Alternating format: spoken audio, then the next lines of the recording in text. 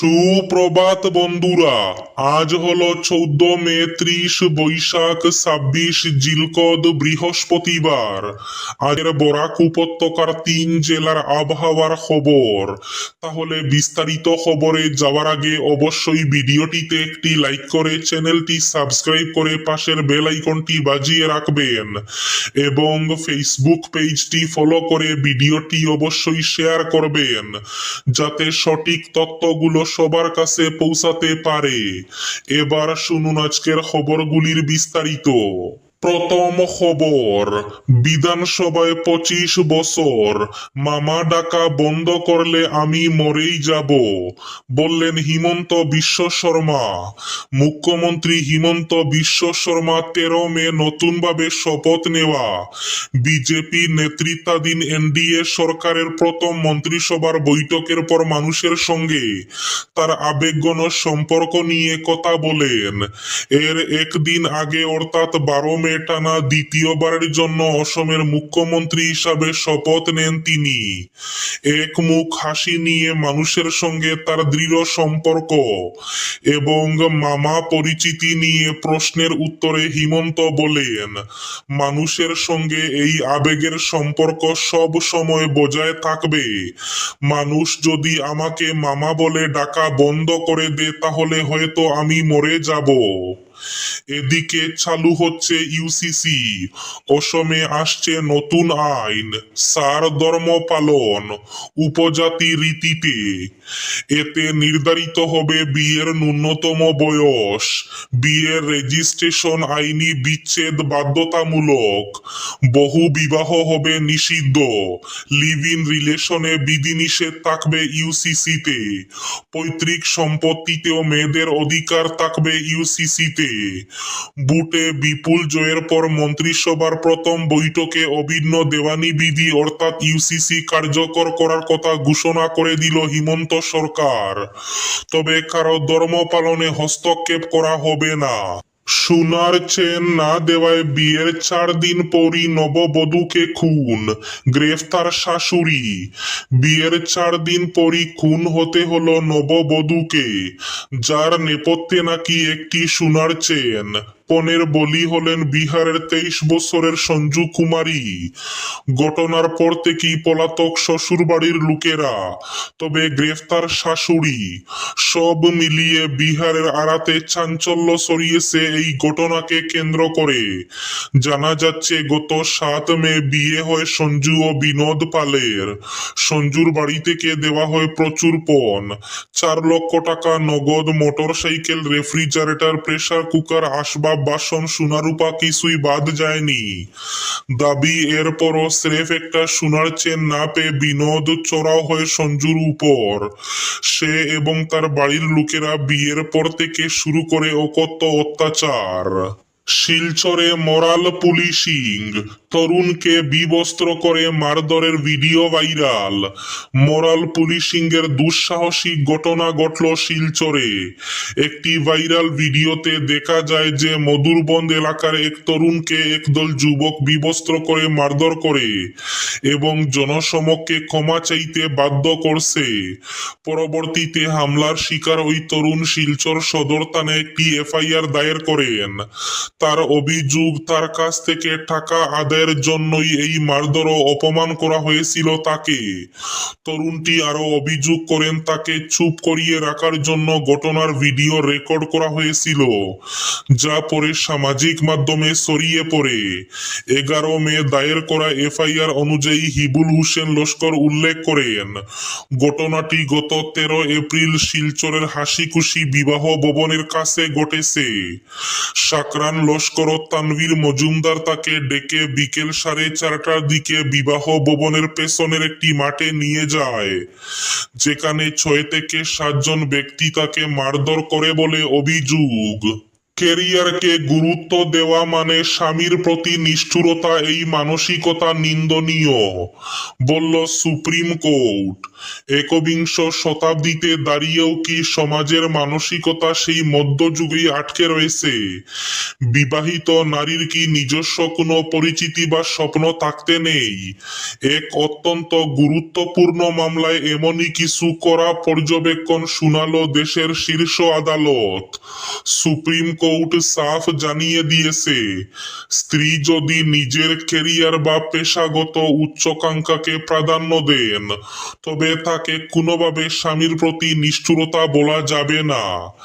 বিচারপতি বিক্রমনাথ ও বিচারপতি Sandeep মেহতার division bench এক মামলার পর্যবেক্ষণে অত্যন্ত কড়া ভাষায় বলে, একজন স্ত্রী নিজের পেশাগত স্বপ্ন পূরণ করতে চাইছেন বলে স্বামীর বা শ্বশুর বাড়ির আবেগে আঘাত লাগছে, এই যুক্তিতে তাকে দোষী সাব্যস্ত করা আসলে অত্যন্ত অনুন্নত এবং পিছিয়ে থাকা মানসিকতার পরিচয়। মধ্যবিত্তের অস্বস্তি আরো বাড়িয়ে দুধের দাম বাড়ালো আমুল। লিটার পিছু দুধের দাম বাড়ছে 2 টাকা। বৃহস্পতিবার থেকে এই নতুন দাম কার্যকর হতে চলেছে। Gujarat cooperative milk marketing federation জানিয়েছে, উৎপাদন খরচ বৃদ্ধি পাওয়ায় এই সিদ্ধান্ত নেওয়া হয়েছে। গবাদি পশুর খাদ্য, প্যাকেজিং, ফিল্ম ও জ্বালানির দাম উল্লেখযোগ্যভাবে বেড়েছে। এর ফলে দুধের দাম বাড়াতে হয়েছে। রাজ্যের গহপুরের হাওয়াজান এলাকায় সংঘটিত হয়েছে এক ভয়ঙ্কর সড়ক দুর্ঘটনা। এতে প্রাণ হারিয়েছেন 19 বছরের এক তরুণী। নিহত তরুণীর নাম দীপিকা বরদলৈ বলে শনাক্ত করা হয়েছে। ট্রেইলারের ধাক্কায় ঘটনাস্থলেই তার মৃত্যু হয় বলে জানা গেছে। স্থানীয় সূত্রে খবর, জিমে যাওয়ার উদ্দেশ্যে স্কুটি নিয়ে বেরিয়েছিলেন দীপিকা। সেই সময় দ্রুত গতিতে আসে একটি ট্রেইলার তার স্কুটিকে সজোরে ধাক্কা মারে। দুর্ঘটনার অভিঘাত এতটাই ভয়াবহ ছিল যে ঘটনাস্থলে প্রাণ হারান ওই তরুণী।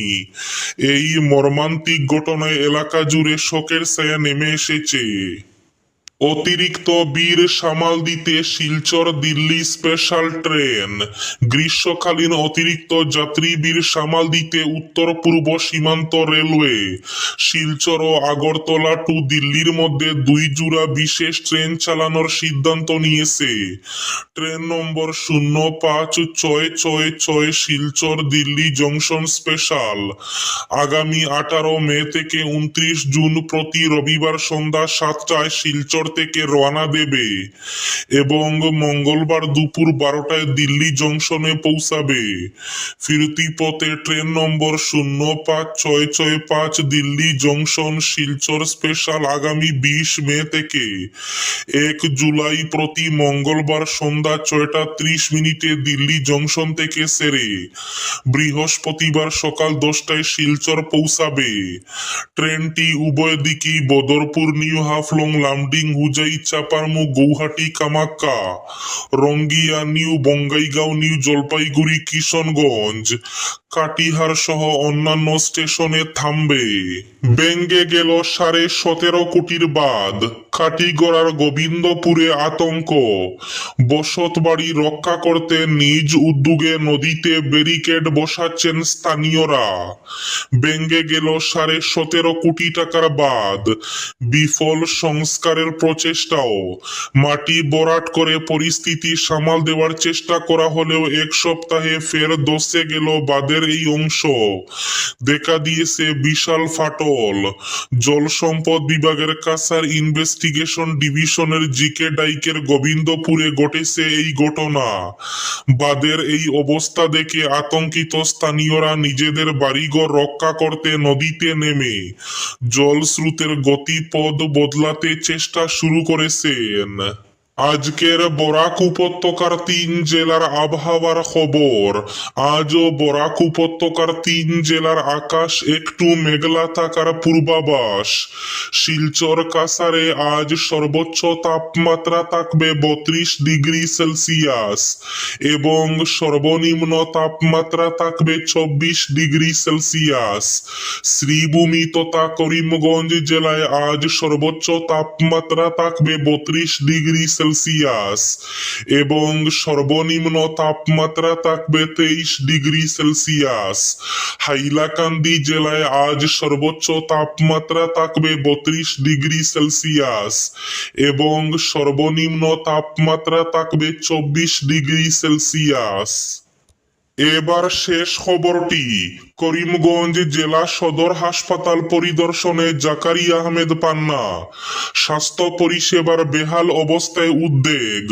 উত্তর করিমগঞ্জ কেন্দ্রের নবনির্বাচিত বিধায়ক জাকারিয়া আহমেদ বুধবার শ্রীভূমি জেলা সদর হাসপাতাল পরিদর্শন করে হাসপাতালের বেহাল পরিকাঠামো এবং স্বাস্থ্য পরিষেবার বর্তমান পরিস্থিতি নিয়ে গভীর উদ্বেগ প্রকাশ করেন। এদিন তিনি হাসপাতালের বিভিন্ন ওয়ার্ড রোগী পরিষেবা পরিকাঠামোগত দুর্বলতা এবং চিকিৎসা ব্যবস্থার নানা অসঙ্গতি সরেজমিনে খতিয়ে দেখেন।